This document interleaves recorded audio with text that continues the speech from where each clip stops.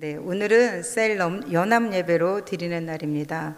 네, 이제 서로 각자 흩어져서 그렇게 예배를 드리시다가 오늘은 이렇게 이제 한 곳에 모여서 예배를 드리고 있어요. 저희 교회가 구역이 셀로 바뀐 지가 얼마 되지 않았지만 예배 드리는 형식이나 뭐 그런 것들이 셀마다 조금씩은 차이가 있는 걸로 제가 알고 있는데요. 이제 곧 목사님께서 틀을 만들어서 제공해 주실 것입니다. 오늘은 이제 아직은 잡히지 않은 틀이지만 오늘 이 연합 예배에는 제가 소그룹 가운데 우리 셀 예배 가운데 그러면 어떻게 나눔을 하면 좋을까라는 생각을 제가 아는 한에서 소개하고자 이렇게 섰습니다. 제가 이제 오늘 나눌 말씀은 오늘 목사님이 주일날 말씀했던 그 본문을 가지고 제가 말씀을 나눠보도록 하겠습니다. 네. 지금 여러분에게 제가 드렸던 그 종이가 있어요. 그 순서대로 아마 제가 구조를 가지고 계속 말씀을 이어갈 것입니다. 네, 말씀을 나누기 이전에 이제 묵상을 해야 되잖아요. 그럼 묵상을 하기 위해서는 어떤 순서로 그럼 묵상을 할까라는 그 순서를 제가 한번 가지고 와봤는데요. 처음에는 비움이라는 걸 합니다. 한번 같이 해볼까요? 비운다. 맞아요. 그 말이 바로 비움인데요. 비움을 왜 해야 할까요? 비움은 사람이 보통 깨닫고 느끼고 이해하고 받아들이는 그러한 공간이 우리의 마음 가운데 있잖아요. 그것을 마음이라고 한다면 그 마음에 있는 공간이 무엇으로 채워져 있으면 말씀이 들어올까요? 안 들어올까요? 안 들어오겠죠? 네, 튕겨져 나갑니다. 그래서 말씀이 이해되지 않고 깨달아지지 않기 때문에 그래서 비움을 하는 겁니다. 그러면 비움의 대상은 누굴까요? 우리가 누구에게 그럼 비움을 할까요? 비움의 대상이 확실해야 되는데 하나님이 우리를 사랑해 주셔서 주신 분이 계세요. 예수님 우리에게 보내주신 그 예수님께 비움을 하는 겁니다. 성경 마태복음 한번 같이 찾아볼게요. 11장 28절로 29절 말씀인데요. 같이 한번 읽어보도록 하겠습니다. 시작. 수고하고 무거운 짐진 자들아 다 내게로 오라. 내가 너희를 쉬게 하리라. 나는 마음이 온유하고 겸손하니 나의 멍에를 메고 내게 배우라. 그리하면 너의 마음이 쉼을 얻으리니. 아멘. 네, 지금 말씀에 나와 있잖아요. 수고하고 무거운 짐진 자들아 다 누구에게로 오라고요? 네, 예수님께로 오라고 예수님은 말씀하셨어요. 그러면서 나는 마음이 온유하고 겸손하니 나의 멍에를 메고 내게 배우라. 그리하면 너의 마음에 뭐를 얻는다고요? 쉼을 얻으리니. 네, 우리가 이제 이 세상을 살아가면서 생기는 무거운 짐들이 있어요. 그리고 우리 마음 가운데 생기는 많은 감정의 찌꺼기들이 있어요. 그런 찌꺼기들, 그것을 가지고 예수님께 내려놓는 거예요. 예수님의 십자가 앞에 내려놓는 것입니다. 갈라디아서 2장 20절 말씀을 보겠습니다. 다 같이 읽겠습니다. 시작. 내가 그리스도와 함께 십자가에 못 박혔나니 그런즉 이제는 내가 사는 것이 아니오 오직 내 안에 그리스도께서 사시는 것이라. 이제 내가 육체 가운데 사는 것은 나를 사랑하사 나를 위하여 자기 자신을 버리신 하나님의 아들을 믿는 믿음 안에서 사는 것이라. 아멘. 이제 예수님께서 십자가에 못 박혀 죽으셨을 때 그 십자가에 나도 같이 박힌 거예요. 그래서 내 안에 예수님께서 살고 예수님도 나와 함께 사시는 거죠. 그 대상, 그 예수님 앞에 우리의 수고, 무거운 짐, 그리고 감정의 찌기들을 다 비움을 하는 겁니다. 대상이 정확하지 않으면 신세 한탄이 되고 그냥 수다가 될 뿐입니다. 그래서 계속 같이 얘기를 하고 나도 마음이 갈급해지고 허전해진 거예요. 그래서 괜히 내가 이 얘기 했나 보다. 막 돌아가면서 집에 가면서 내가 아까 소그룹에서 얘기했는데 괜히 했나 봐. 그런 마음이 들 때는 왜 그런 거냐면 십자가 앞에 비움을 하지 않았기 때문이에요. 그냥 사람 앞에 비움을 할 때는 그런 생각이 들 수도 있습니다. 그러나 우리를 위해서 십자가를 지신 그 예수 그리스도 앞에 비움을 하는 겁니다. 그러면 그 십자가에 계신 예수님께서 우리의 마음을 다 받아주시는 겁니다. 우리가 왜 비움을 한다 그랬죠? 비움을 하면 힘이 있습니다. 살아낼 힘이 생기고 용기가 생기고 상황들을 바라볼 때 하나님의 시선으로 바라볼 수 있는 시각이 바뀌게 되기 때문에 비움을 하는 것입니다. 찬송가 가사에 이런 가사가 있습니다. 주 안에 있는 나에게 딴 근심 있으랴. 십자가 밑에 나아가 내 짐을 풀었네. 풀어놓으시라는 것입니다. 어디다?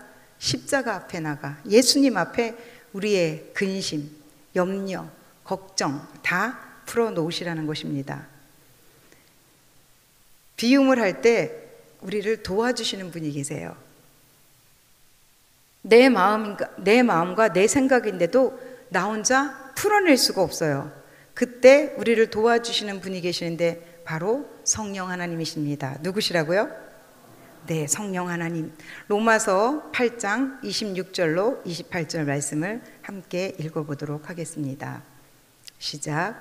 이와 같이 성령도 우리의 연약함을 도우시나니 우리는 마땅히 기도할 바를 알지 못하나 오직 성령이 말할 수 없는 탄식으로 우리를 위하여 친히 간구하시느니라.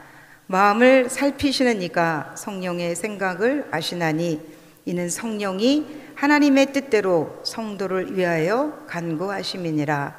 우리가 알거니와 하나님을 사랑하는 자 곧 그의 뜻대로 부르심을 입은 자들에게는 모든 것이 합력하여 선을 이루느니라. 아멘. 주목하셔서 볼 말씀이 27절. 마음을 살피시는 이가 성령의 생각을 아시나니 라고 말씀하고 계십니다. 성령께서 끄집어내 주시는 것입니다. 내가 하는 것이 아니라 성령께서 함께 하실 때 할 수 있습니다. 그냥 사적으로 우리가 만나서 서로 얘기할 때 있죠. 그러면 이러한 능력이 나타나지 않아요.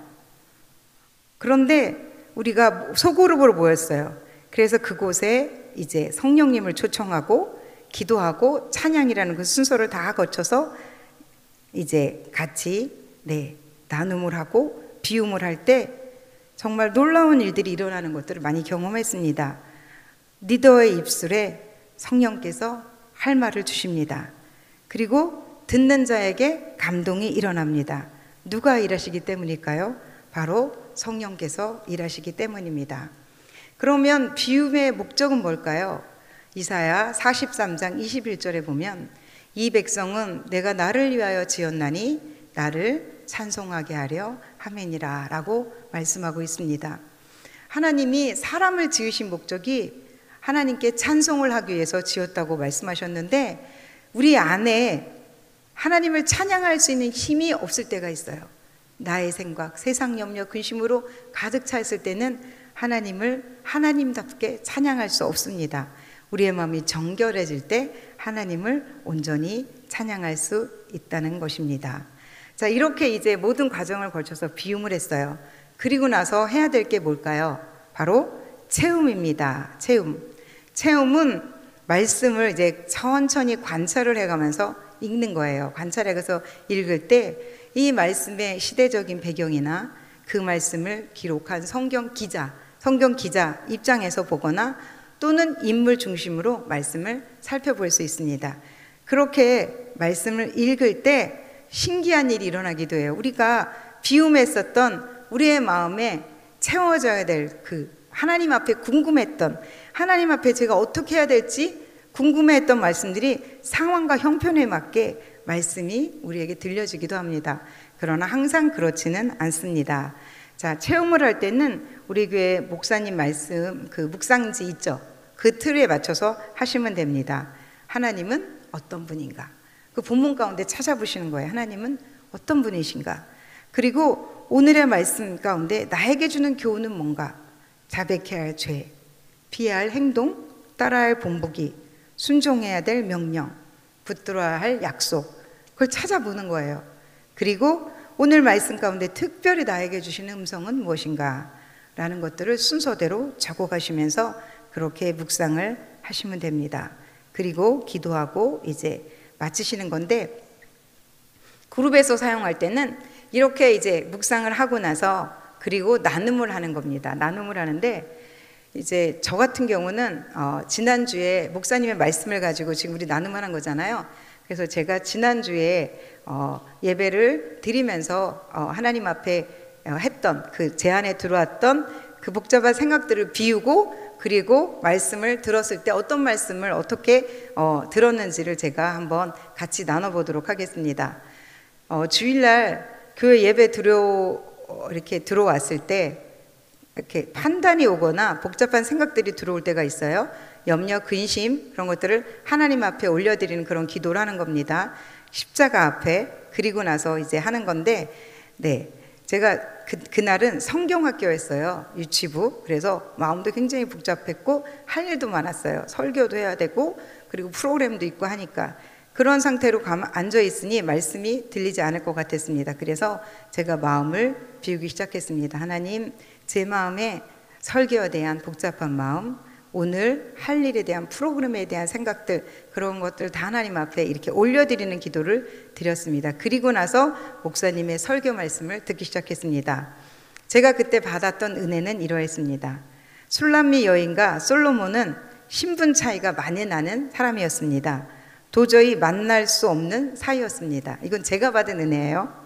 그런데 솔로몬이 술람미 여인을 사랑하게 되고 그 여인을 자기 궁으로 데리고 가서 결혼하는 것을 보면서 저는 술람미 여인이 되고 솔로몬은 하나님이 됐다고 생각했습니다.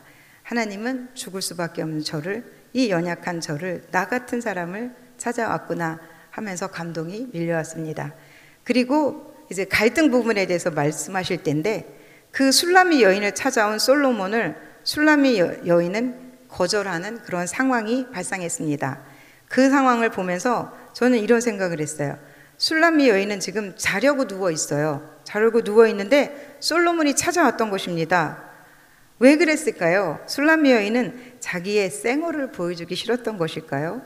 그래서 솔로몬 그 왕에게 보여주기 싫었던 그런 것들이 있었기 때문에 그냥 이 여인은 왕을 거절했던 것이 아니라 자기의 민낯, 그것을 보여주기 싫어서 왕을 그렇게 거절했다라는 그런 생각을 하면서 저는 이런 생각을 했어요. 솔로몬 왕이 술람미 여인을 대할 때 그가 어떤 차림이 되든 어떠한 모습이었든 그것이 문제가 됐을까요? 아무런 문제가 되지 않았을 것입니다. 그렇죠? 그럼에도 불구하고 그냥 그 자기를 갖추기 위해서 자기 갖춰진 모습이 되지 않았을 때는 그 왕 앞에 나타날 수 없는 그 여인을 생각해 보면서 저는 이제 교훈으로 생각해 봤습니다. 나는 그러면 어떤 화장을 하고 나를 만나러 오시는 하나님을 만나려고 할까? 나는 그런 어떠한 그것을 갖추고 나서, 그러니까 술람미 여인이 솔로몬을 맞이하기 위해서 생각했던 것처럼 저 자신을 돌아보는 겁니다. 하나님은 그런 것들을 필요하지 않다고 하시는데도 불구하고 내가 정해놓은 틀을 가지고 그 틀대로 나를 집어넣으려고 하면서 그것 때문에 하나님을 거부하고 있지 않은지에 대해서 생각을 하게 되었습니다. 그러면서 회개했습니다. 저의 안의 죄들을 하나님께 고백하고 나갑니다. 아버지, 저를 용서해 주세요. 제가 아직도 그냥 아버지 하나님을 있는 그대로 만나지 못하게 하는 것들, 아직도 하나님을 제대로 알지 못하게 하는 것들이 있습니다. 용서해 주시옵소서. 지금의 하나님은 나를 있는 그대로 언제든지 찾아와 주시는 하나님으로 만나는 것을 나는 거부하고 있음을 고백합니다. 용서해 주세요. 라는 그러한 기도를 드렸습니다. 이제 제가 주일날 했던 것을 지금 나눈 거잖아요. 그러면 이렇게 나눔이라는 것은 어떤 효과가 있을까요? 나누면 은혜가 배가가 됩니다. 지금 우리 성도님들 제가 나눌 때 조금 감동이 오셨나요? 네. 그러니까 나눌 때 은혜가 배가가 되는 겁니다. 우리가 슬프거나 병들거나 어려운 일들을 나누면 소그룹 전체가 그 문제를 조금씩 나눠 가지고 가는 거예요. 우리 바닷가에서 모래놀이 해보셨나요? 모래성을 쌓아놓고 중간에 뭘 세워놓고 조금씩 가져가면서 이제 허물어진 사람 지는 그런 게임을 해보셨던 기억이 날 겁니다. 조금씩 가져가요. 조금씩 가져가지만 나중엔 그 모래성이 다 허물어지고 마는 것입니다. 아무리 문제가 크게 보이고 철옹성과 같아도 우리가 함께 나누는 한 그 문제는 더 이상 문제가 되지 않는 것입니다. 그쵸? 그래요. 그래서 나눔을 하는 것입니다. 이제 그렇게 나눔을 통해서 우리 안에 새겨진 그 예수님의 사랑, 그리고 내가 하나님 앞에 바로 살려고 하는 그 노력하는 마음, 그 마음들을 가지고 이제 우리는 뭘 하는 것이냐? 나눔의 꽃은 결국 뭐가 될까요? 전도가 됩니다. 뭐라고요? 네, 전도입니다. 내가 지금 겪고 있는 이 하나님에 대한 그 놀라운 감사, 그 하나님에 대한 놀라운 은혜, 그것을 가지고 이웃에게 가서 이제 전하는 것입니다. 나의 그 경험들을 가지고 나가서 전하는 것이 되는 것입니다. 이제 같이 모여서는 나누고, 그리고 문제를 해결하고, 모여서 정말 뜨겁게 하나님 앞에 기도도 하고, 그리고 흩어지면 전도하는 것입니다. 예수님께서 우리에게 지상 명령으로 주셨던 말씀이 있습니다. 마태복음 28장 18절로 20절 말씀입니다. 다 같이 한번 읽어보도록 하겠습니다. 시작. 예수께서 나와 말씀하여 이르시되 하늘과 땅의 모든 권세를 내게 주셨으니 그러므로 너희는 가서 모든 민족을 제자로 삼아 아버지와 아들과 성령의 이름으로 세례를 베풀고 내가 너희에게 분부한 모든 것을 가르쳐 지키게 하라. 볼지어다 내가 세상 끝날까지 너희와 함께 있으리라 하시니라. 아멘. 네, 이 말씀이 예수님께서 마지막 유언같이 저희에게 주시고 가셨던 말씀입니다. 이 말씀대로 우리가 소그룹이 모여서 나눔하고 그 안에서 우리가 하나님을 경험했던 것들을 가지고 이제 나가서 이렇게 모든 민족으로 제자를 삼아 아버지와 아들과 성령의 이름으로 세례를 주고 내가 너희에게 분부한 모든 것을 가르쳐 지키게 하는 것입니다. 그것까지 될 때 정말 이것이 우리가 그리스도인들이 해야 될 의무를 다하는 것이다 라는 그러한 생각을 가졌습니다. 오늘 저는 이제 소그룹에서 나눔을 어떻게 해야 되는지, 그리고 그 나눔의 끝은 뭐고 그 나눔의 목적이 무엇인지에 대해서 함께 나눠 보았습니다.